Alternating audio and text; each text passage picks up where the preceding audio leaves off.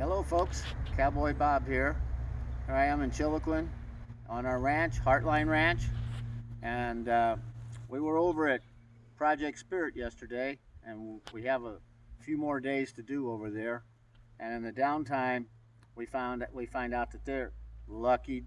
They've got this huge responsibility, but they have the opportunity to head up to Prineville to go to the Pendleton. Not Prineville. Where is it? That Pendleton. Pendleton, to one of the finest rodeos in this nation. I'm green with envy, but we couldn't get away.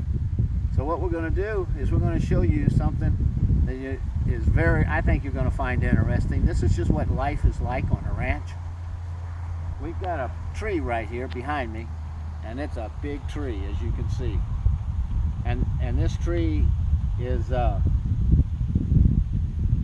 really pain in the butt. It's a cottonwood, and it drops all kinds of little sticky things that once they get on you, you can't hardly get them off. You have to scrape them off your car.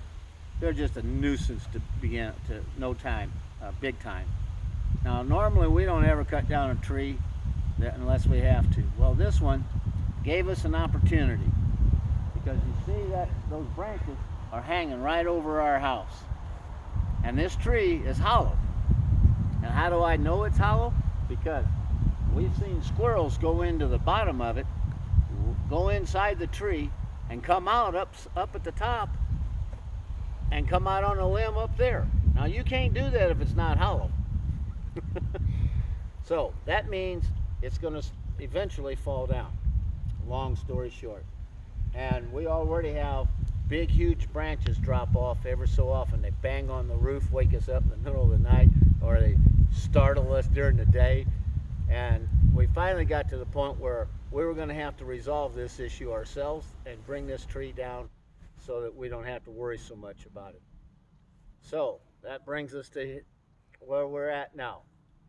We have a theory here. We have a couple of men that will be here tomorrow, and the theory is we're going to hook a rope up there there's a big fork right up there, and that's the only part of the tree that might land on the house. So we're going to wrap a steel Cable? Cable, yeah, thanks. We're going to wrap a steel cable around it, secure it, and put it on a wrench, and the other end will be on a winch of a big truck. Then we're going to back up and get that really taut. Then we're going to come and we're going to cut this puppy down. We're going to try to fell it right in this area right here. We believe we can do this, and we've done it with some pretty good sized trees in the past, but this one will really be the test, because this is the largest one we've done this with. And so we thought we'd go ahead and we would film and talk about it today, and then tomorrow they're supposed to come in and they're going to be taking it. We're going to be taking this tree down, and when we take this tree down, then we're going to film that process, and we're going to let everybody see how it turns out. And I'm the first person to tell you that I'm very confident that this is going to happen successfully without any problems, but one never knows for sure. And we do have our house right underneath that tree. I'm personally very nervous about it, and you got to understand, I love trees. My family has a story of how I was wearing one of my children on my back as I tied myself to a bunch of trees in Wyoming to keep them from cutting down the trees around the ditch bank that we had around our property. And so I don't like getting rid of unnecessary trees. This tree, even though it's been a lot of great shade, has the pods that it drops in the spring get on our dog's fur and cause them a lot of anguish. The hollowness of that tree in the wintertime when the wind is blowing and it's raining has given me many a heartfelt, prayer-filled nights that it wouldn't topple over on our house. We had to take one other tree down that was its sister tree. The house was here and the tree was like this on the back, and we had to take that down, and it was truly hollow. It only had 2 inches of real tree around it, and yet it still had leaves just like this. So we have to take it down. It's the healthiest thing for us. We're worried about our roof.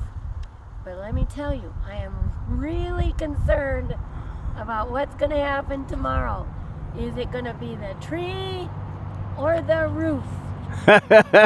That's the $64,000 question, let me tell I you. keep thinking of things I need to take out of my bedroom to put on the other end of the house until we know what's going to happen with this blame roof. Because look at that tree.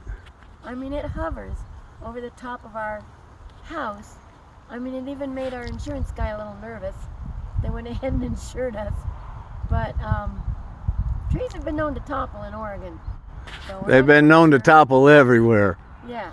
And, you know, some people say, why don't you bring out a guy with a big, what do they call those? Where they take, cherry pickers? yeah, they lift them up in the air, up high. And you could take off that, we're going to go up high, and we're going to probably put a cable around that part of that branch, and then we're going to cut that one and yank it down. But the rest of it, we're just going to come down, we're going to cut it at the bottom, and we're going to pull on it with a steel cable. And we have, look, the guys that are doing this, they cut trees all the time. They can land them on a dime. This is not their roof. Yeah, I know. That's my concern. Boy, that is true. Oh. So folks, this is... We'll let you know tomorrow. We'll let you see some of it. Yeah, we're going to film it while it happens, and you're going to be able to see how it turns out. See my tears if I have no house. Because I'm severely concerned about this. Yeah, but you wanted to do it. Well, I'm tired of having sleepless nights. Yeah. And huge branches. We've got a huge brush pile down by the road, and 90% of it is the branches off of this tree. You would not believe the type and size of branches that fall off of that tree. But Well, it's hollow as can be inside. So it's got to go. And this is a quandary that's not just our problem. A lot of people have that problem. I had a friend that the tree split in half and landed over half of her house and tore the roof open. So I've got a clear knowledge of what that looked like. And I'm kind of worried about my own house. well, it's going to be a mystery that will be resolved tomorrow. So we'll bring you in on it and let you commiserate with us over this, whether it's a tree versus the roof. we're going to film the entire thing. You'll be able to see how we do. We're either going to look pretty smart or not so bright. Time will tell, folks. So this is Cowboy Bob and Corey saying, a little trepidating. Yep. See you tomorrow. See you tomorrow. You guys have a great night, and we'll look forward to showing you what happens tomorrow. With our house, with the roof. All right. Goodbye, everybody. Bye.